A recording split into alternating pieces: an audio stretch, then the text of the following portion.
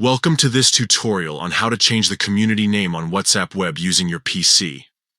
Whether you're updating the name for clarity, rebranding, or personalizing your community, this step-by-step guide will make the process simple and quick.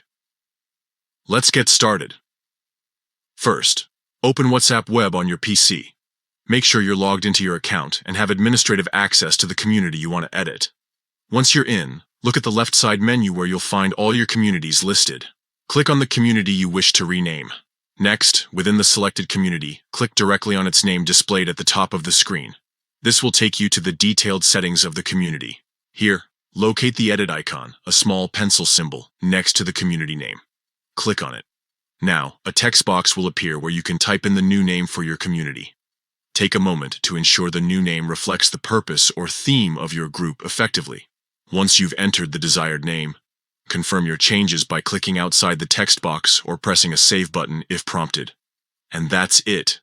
You've successfully updated your community name on WhatsApp Web. This simple process allows you to keep your community organized and aligned with its evolving identity.